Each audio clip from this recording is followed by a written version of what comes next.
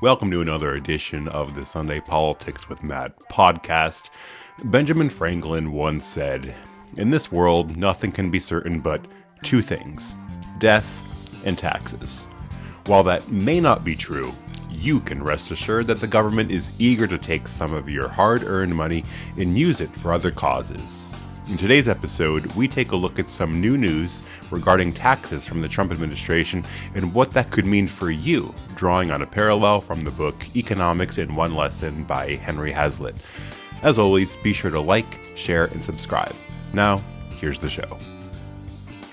News and politics in Trump's America. You've just joined the Sunday Politics with Matt podcast. On March 11th, 2025, U.S. Commerce Secretary Howard Lutnick said in an interview with CBS News that if you make less than $150,000 a year, President Donald Trump wants to abolish your taxes. "I know what his goal is," Lutnick said. "No tax for anybody who makes less than $150,000 a year. That's his goal, and that's what we're working for." Most of us do receive a paycheck. And most of us do receive a paycheck while noticing that our gross pay and our net pay are not quite the same. The government takes a percentage of our paycheck and puts it in their back pocket, all while taxing us on literally everything that we buy. And then in April of every year asks us to pay our taxes. Some of you may ask, what is this endless loop, this endless cycle, and what is the solution for it? Well, in his address to Congress, President Trump, of course, talked about all of the very important causes that your tax dollars are going to, such as showing episodes of Sesame Street in the Middle East. But I want to talk about what that would mean for everyday Americans if you could keep more of your paycheck. Now, you know that the amount of money that you make is not as relevant as the cost of the world you're living in. If houses were cheap and you can fill up your gas tank for $5, $6 and groceries were pennies on the dollar, well, maybe a minimum wage of $7 or $8 would suffice. But because the world around us is so expensive, people try to raise the minimum wage. It's a never-ending cycle, and you just don't win. So how much you make per hour is not as important as the cost of living, which we need to focus on lowering first and foremost.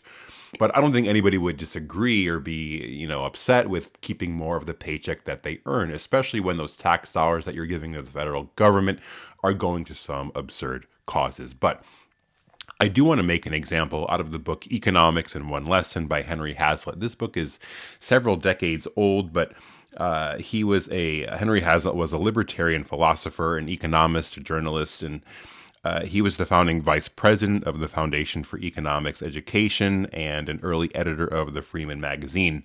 He died in 1993, but a lot of the words that he say are of utmost importance today.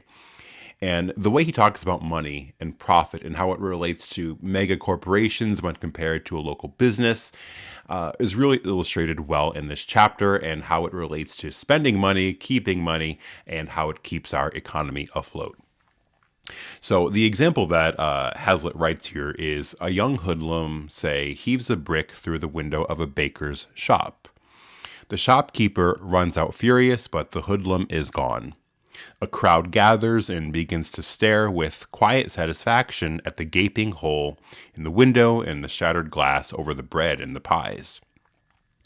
After a while, the crowd feels the need for philosophical reflection. Several of its members are almost certain to remind each other or the baker that, after all, this misfortune might have its own bright side. It will make business for some glazier, and they will begin to think of this elaborate plan and how much money the glazier might make from it. How much does a new plate of gas cost? Well, about $250.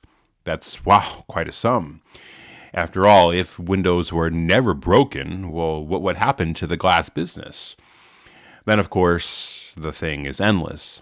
The glazier will have $250 more to spend with other merchants, and these in turn will have $250 more to spend with other merchants, and so ad infinitum.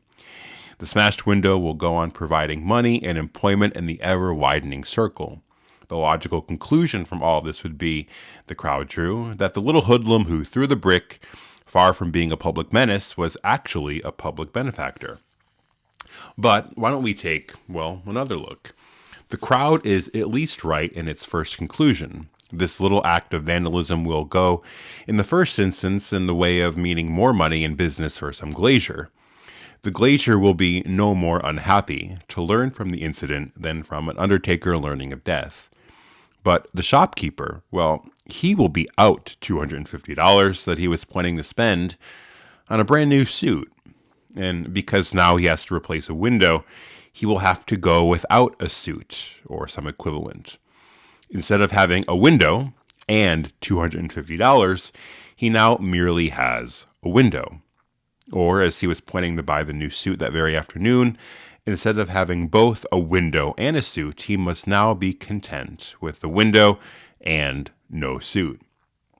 If we think of him as part of the community has lost a new suit that might otherwise have come into being, and that is just much poorer. The glazier's gain of business, in short, is merely the tailor's loss for business. No new employment has been added. The people in the crowd were thinking only of two parties in the transaction, the baker and the glazier. They had forgotten, or maybe didn't even know, about the potential third party involved, the tailor. They forgot him precisely because he will now not even enter the scene. They will see the new window in the next day or two, but they will never see the extra suit, precisely because it will never be made. They see only what is immediately visible to the eye. Now, in this book, the author uses it to draw an example of the illusion of wartime being good for economic growth, but that's another topic for another time. I draw this example today because it illustrates quite well what happens when you do have more money in your pocket. Well, of course, people invest and save and whatnot, but people also tend to spend. You might be able to go out for dinner that you wouldn't have had otherwise, maybe purchase a new pair of shoes, or maybe even make a bigger purchase with your accumulated savings and buy a computer or a car for that matter. The bottom line is that more money in our pockets is a good thing. If you think about what the Boston Tea Party was fought over, it was for a 3% tax. We are way beyond that at this point. So keeping money in our wallet is a good thing, and I hope President Trump is successful at that. What's funny too is that there was this idea at one time that making six figures was this great salary. Well, we live in a day and age now where $150,000 a year is not a tremendous amount of money. One might be able to live comfortably, especially in certain areas of the country, but that's not an enormous amount of wealth. And people who make that income are probably, getting by and doing okay for themselves, but they're not rich or elaborate living by any means. Keeping more money in the pockets of Americans is something that this administration is focused on and needs to continue to do. I agree with the illusion that is drawn by the author in the book that war is not prosperous for anybody. Nobody burns down his house on purpose because it will create a job for construction workers. So President Trump's peace plan and to avoid wars, not being an isolationist but a non-interventionist, is something that is also good for our economy. So I think the conservatives need to get back for being conservative. Conservatives have won elections in the past because they campaigned on anti-war policies. That is a core tribute of conservatism. The war hawks that have hijacked the party over the last few decades or so need to be wiped out. We need to return to a Republican Party that is peaceful, that is anti-war, and that is anti-intervention. And I think that President Trump is doing these things well. So we'll keep an eye on the income tax. We'll hope that those that make less than $150,000 per year are exempt from this, and that this portion of their paycheck does not get taken out and sent to the federal government. Maybe, just maybe, hopeful thinking, states will follow and will actually get to keep the money that we earn. It is a Catholic principle that a worker should not rob the employee of his wages. And the taxes that have been levied on us by the federal government and the state government are certainly robbing the worker. So if we go back to that, start there, keeping more percentages of our paycheck, maybe the cost of living will start to drop and we'll see some economic change in this country. As always, be sure to like, share, and subscribe. Thank you for listening to the Sunday Politics with Matt podcast. If you're looking for the book, it's a great read, Economics in One Lesson by Henry Hazlitt.